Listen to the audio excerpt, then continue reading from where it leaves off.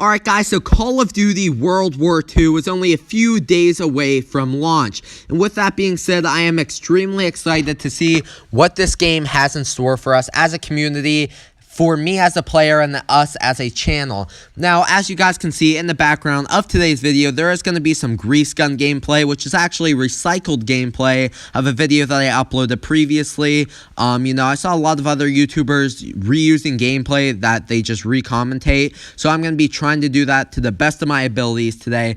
But I do have a ton of stuff to talk about in today's video, so without further ado, let's get into it. Alright guys, so there are a ton of things I want to talk about, first being the weapons that are coming to World War II. Now, there's a ton of weapons that we didn't get to see in the beta and at E3. E3 actually, kind of showed us some of the weapons that we'll be getting in the full release, but by no means showed us all of them. There are mad leaks coming out now that, people have their hands on the hard copy, the disc form of World War II. So we're going to start seeing all these leaks on Twitter, via Reddit, and all this other stuff. So I'm super excited to see those leaks. I'm actually going to be talking about some of them today. So if you guys aren't a fan of leaks, I myself do really like leaks. I like finding out as much as I can about a game before it even releases, but I know some people like, the wow factor of the first time they go on the game to, not know anything about it, to see all this stuff. So if you guys aren't a fan of spoilers, I would click off the video. I promise I won't be offended.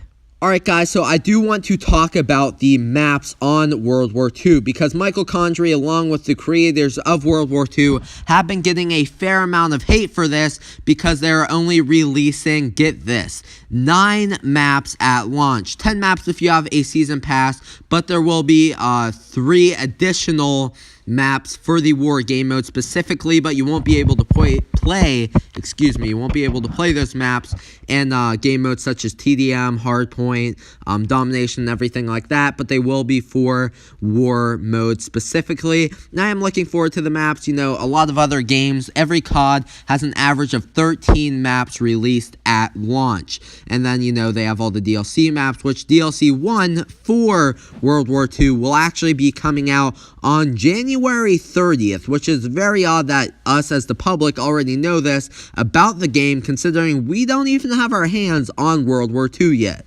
And as odd as it is that we do already know when DLC 1 is coming out, it is kind of nice because we will know the next time, the next date to look forward to is January 30th, considering we're going to get the maps and all that. And I'm looking forward to, as odd as this is to say, and many of you might hate me for this, I'm actually looking forward to seeing what the Call of Duty World War II supply drop system has in store for us, because we've heard that it's only going to be cosmetic at launch, and we're hearing all this at launch, but we don't know for a fact if things are going to be stat changing, but if I had to put my money on it, I'd say things are, because they're probably going to do like reskins or kind of like kits from MWR. That's what I think would be super cool if they did like a kit system. That would be really cool to me. Some of you guys might not be a fan of it, but I thought it was kind of cool. But even if they are stat changing, I don't think it's going to be a huge deal. I think it's just, something that Michael Condrey, along with the creators of World War II, are going to be getting some shit for. But I definitely do think it wouldn't be, the worst thing to happen. And I mean, no matter what's in supply drops, the community is most likely going to stick with this game because it's the first Call of Duty in years that we have had that is boots on the ground. So we have a lot of, newcomers that this is going to be their first time playing Call of Duty, and we have a lot of old timers that are going to be, returning from BO2 and all that, which I'm looking forward to playing with all these people because it is going to be a very diverse group of people in age, so that's going to be kind of cool. You're going to see all those people that were playing COD since, the first one, to the people that have only been playing from, BO3, like myself.